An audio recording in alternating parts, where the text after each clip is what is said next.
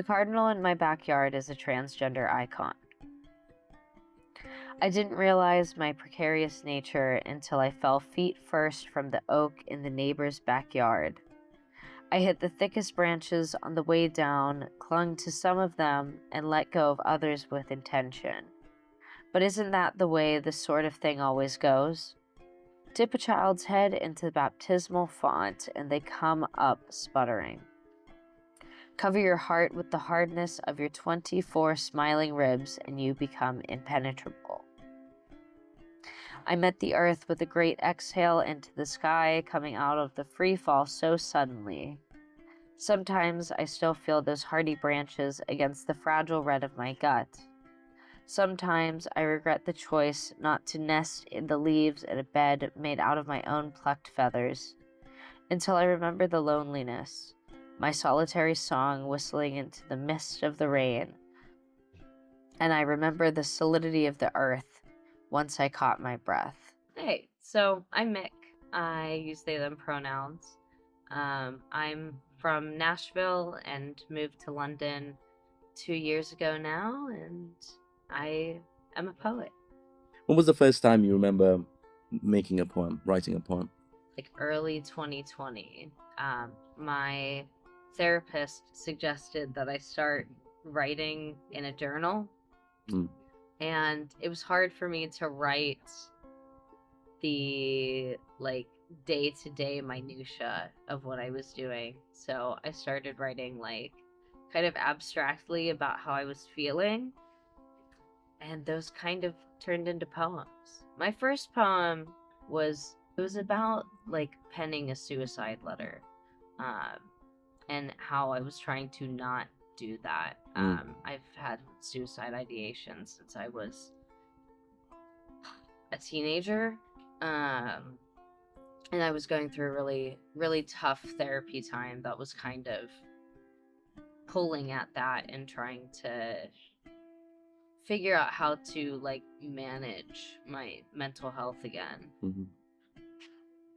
Did you show these poems to anyone? The early ones, no.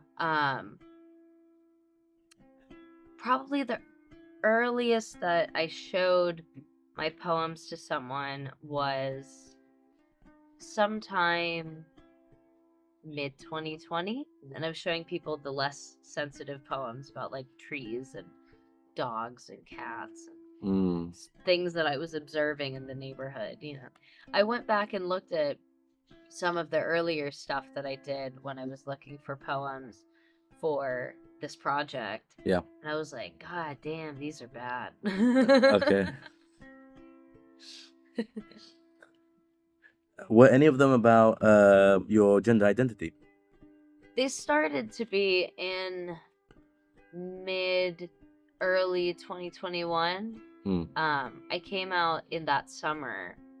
But I had been writing poems in the moment that I kind of realized that I was non-binary. I was at a club in a bathroom and just kind of like looked at myself in the mirror and was like, oh, I don't have to pretend to be a woman. I can be whoever I feel like I am. And then I started to write about it around that time. And I was using she, they pronouns at that time.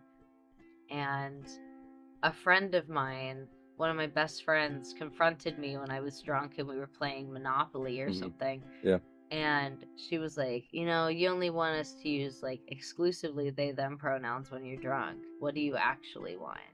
And I was like, oh God, it sent me into a big gender identity crisis of, oh, I think I don't want to use she anymore. I think that I am like non-binary. This is what I want to do. Yeah. I just want to use they pronouns. Yeah. What was it about the bathroom? Why a bathroom in a... I don't know, but I think it was just like having a little bit more self-confidence by that point in time that I looked at myself and in that moment was like very in tune with this nebulous third space of not feeling masculine or not feeling feminine. I think that was all kind of melding together in my mind to then pair with my self-confidence situation and make me feel like I could come out, you know. So how about those early poems or like first poems of gender? What how did you get inspired to write them, or how what was the process like? Yeah. I think it went back to the therapy aspect of it, that I was like talking to my therapist about the gender crisis and being like, I don't know what to say about this really. Um, so I was just kind of writing what came to mind, trying to play with finding the third space, Mm. um, which was really tricky because I was trying to be transparent about it while also being like poetic and abstract. Yeah. And I think that kind of helped me work into that middle space of finding my identity. Did you show these poems to anyone? Um, some of them. Mm. Some of them, the shorter ones, a few of them made it into my self-published collection that I put together in 2022. Um, that were not explicitly about gender, but were a little bit more abstract. But my friends saw some of them that were more explicit about like not feeling like I fit into any sort of gender box. Um, they saw some of those and they were really encouraging about it. After about a year or so of writing some poems, I was like, you know what? Life is short. Why don't I try to put something together that I've always wanted to have? And I've written fiction since I was a kid. I was really into writing, and as a child was like, I want to have a book in hardcover. Mm-hmm.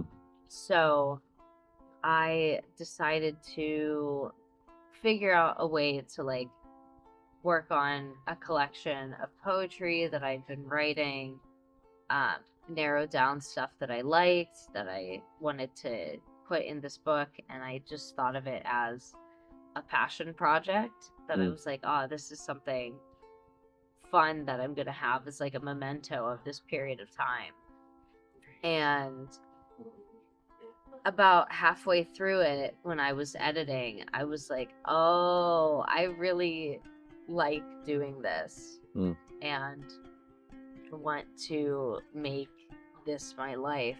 And then in September of 2022, the book came out. I look back at those poems and they're all kind of micro poems. So they're very different from what I write now. But I'm proud of them. Have you made any poems about your sexuality? Yeah, for sure. I've made quite a few, like in reflection, where I interestingly kind of play with gender in them. And I have like an interesting relationship with my like past identity in the sense that when I write about it, use she pronouns because that's what I was using. Yeah. So I have a lot of like reflective poems that are in various states of gender, that kind of reflect on how I feel about the people that I was seeing or, having sex with. And a lot of my poems about my sexuality are kind of tied to those intimate experiences, which I think lend itself to poetry really easily. Were there some that were before you realized you want to be non-binary? Yeah, for sure. I still write them sometimes. Okay.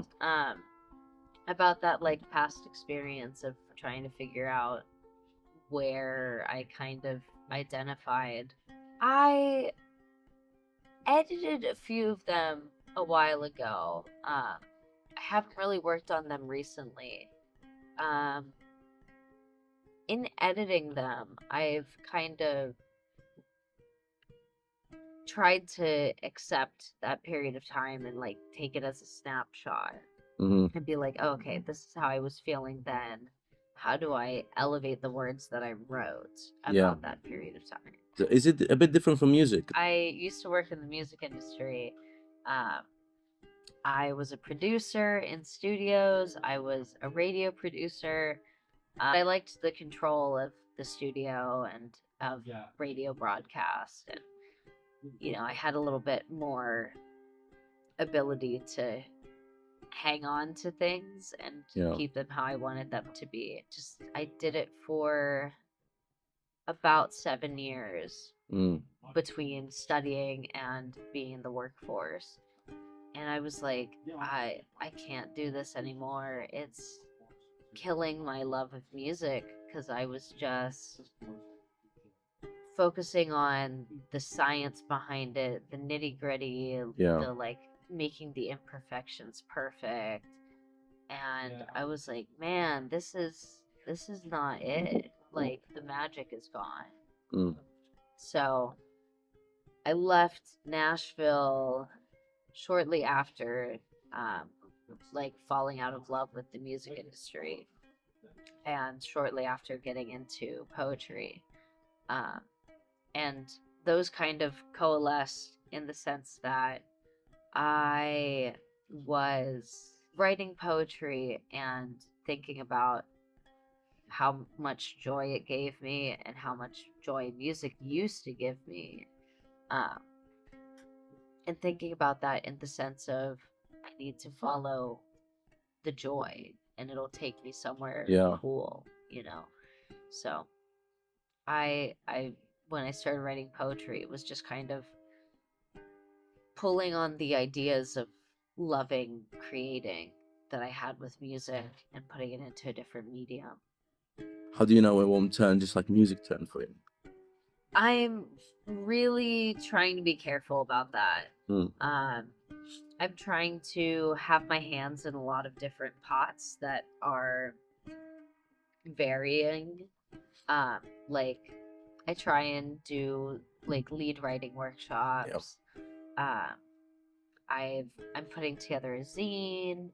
Uh, I'm putting together a manuscript, and it is nice to kind of jump around in those projects and see them all kind of come to fruition Mm-hmm. in their own time.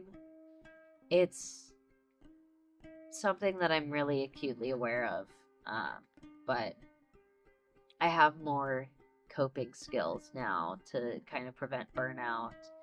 And I've quit jobs because they're giving me too much burnout, and I just can't afford to get burnout on poetry. I love it too much. So I kind of center my life around poetry and my fiance. How did you get the idea of the typewriter? I was talking to a friend about it uh, back in probably 2022, and we were talking about like how old media is really cool, and she was like, what if you got a typewriter and like typed up poems for people to kind of market your book? I was like, oh, that could be cool. And I was thinking about just typing up poems that I had already written for people to buy. And then, like, if they liked that poem, it was in the book. And then I heard of, I think it was the first person I heard of was the River City Street poet, who is an Appalachian poet that goes and writes impromptu poetry for people, just like in parks, at events, all kinds of cool stuff. They just pop up. And I was like, oh, that's really neat. I'm going to try doing that. And I bought myself a typewriter off Etsy. Uh, It mostly works. It was my first typewriter and I love it dearly. And I would just go to art markets and write poems for people. Uh, and if they liked my poems, they would buy the book. Um, so I kept doing it at art markets and it was really fun and fulfilling. And at the beginning, it was like a big brain exercise to Mm. just take these prompts from people, turn them into something in 5 minutes. Um, and I thought it was really fun. So I just kept doing it, and I've kind of started to make a career out of doing it, which is pretty cool. One of my close friends I met at my very first poetry open mic in Nashville. I just had a really good time doing them and going around and meeting other poets and seeing what kind of stuff they did. Yeah. So I've started doing that in London as well to kind of build community. There's such a rich community in London. But where do you usually go in London? I have a friend who does the Everything Poetry Night, Ellie, and she leads the open mic and brings in like featured poets to come and speak. It's in Waterloo, um, in the Lower Marsh area, and I've started going to those, and it's a really welcoming crowd. It's people doing a bunch of weird stuff, and that's the one that I've been mostly going to. It's the Walrus, I think is what it's called. Mm. Is there a difference? Have you performed in queer spaces and non-queer spaces to see? Yeah, the first open mic I did was with Poetry LGBT, and they're not around anymore. It was a very supportive vibe, and I got the same energy doing the open mic at Everything Poetry Night. Yeah. So I don't know that there's necessarily a huge difference in the poetry community because I think there's so many queer poets everywhere that, you know, the straight folks are pretty comfortable hearing weird, explicit queer poetry and enjoying it. Is there a difference when it comes to transness, or is it the same? I feel like there's a little bit more curiosity about transness.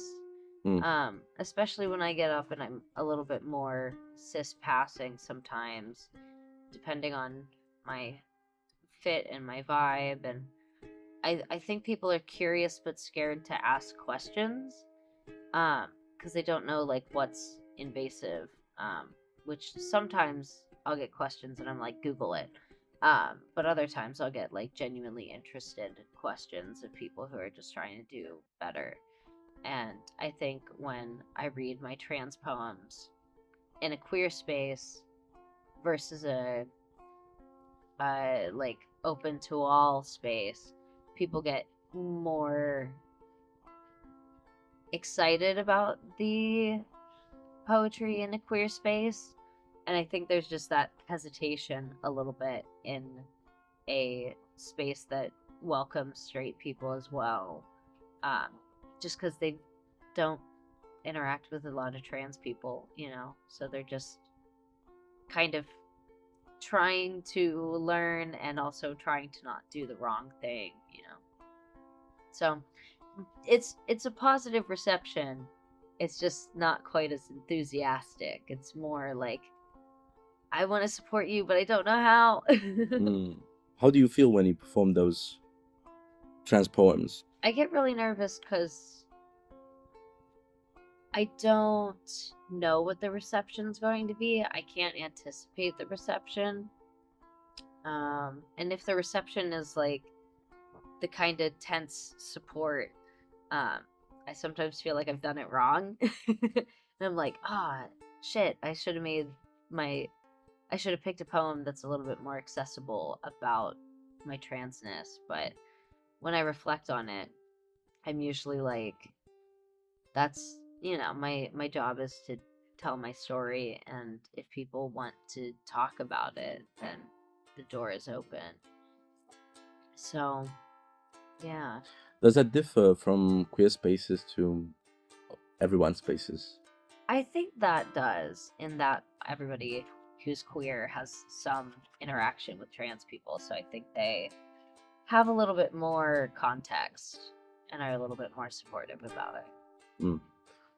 Do you ever foresee yourself stopping performance or poetry? Not poetry in general. I hope I don't stop poetry. Uh, the performance, I I I could take it or leave it. I usually go to performances to make friends and connections, but I don't see it as like a huge part of who I am. It's just something I kind of do for fun. So I could see it being something that I give up in the future just because I am not as attached to it, you know. I've also know that you go to shows, Mm. like not shows, but showcases or however you wanna call them, where you get your typewriter and then you Yeah, yeah. you Yeah, write my stuff up. like event kind of my gigs. Yeah, your gigs, your Yeah. events as you have them now. Yeah, yeah. Um, how does that differ from your performances? It's more intimate, which I think is why I like doing them better than performing, because performing I'm just kind of having a almost one-sided interaction. I'm like, here's the thing I'm presenting to you. Mhm. Whereas when I do the events and have my typewriter and I'm talking to people, they're the ones giving me a prompt and we're working together to create a poem. You know, they give me a prompt and I create something with it. It's like a communal Mm. experience.